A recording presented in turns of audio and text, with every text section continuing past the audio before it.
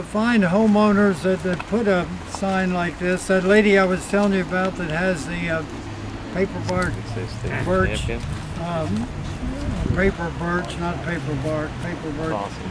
She has a bronze sign in front of her house. This is Bill and Helen Mills. Brian may know, but Bill Mills is a photographer for the school board for 40-some years. Yeah, he lives here. And incidentally, when I set this up, Bill he's a photographer, and they've got the Pierce Mill down in Rock Creek running again, and they've asked him to document it, and he was showing me the movies that he's made, you know, where the thing is they're grinding up the grain and everything. So that hasn't been operational for years and years, since one of the floods put it out of business, but now it is operating again. All right, this is shagbark hickory, a beautiful hickory, has its biggest nuts I've ever seen on a hickory. Yeah. Hard to find. I thought I had a nut in my pocket. I found one. Here's one. Here's one. Is this the seed? Jenny's got one. You see that they're much bigger than pig nut, some of the other common hickories.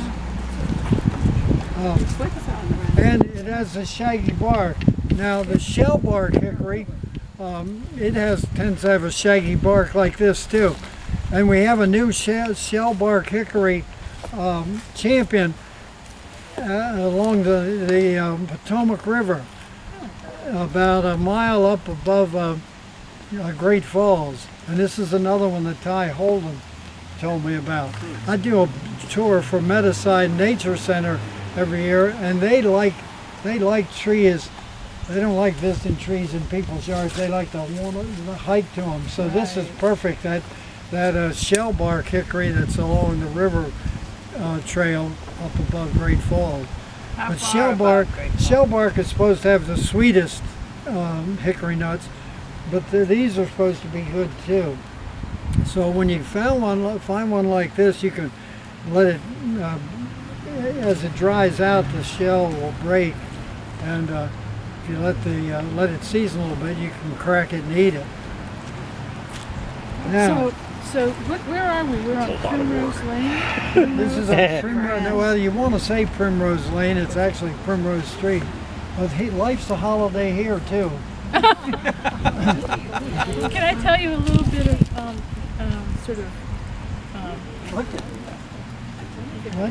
of hickory? I'm a natural dyer. I wrote the chapter in the book on the National Arboretum's herb garden. Oh, really? And hickory was used as a dye for the Confederate uniforms. Oh, really? I think, maybe what I've read is what you wrote, because I think I've read that somewhere. Yeah.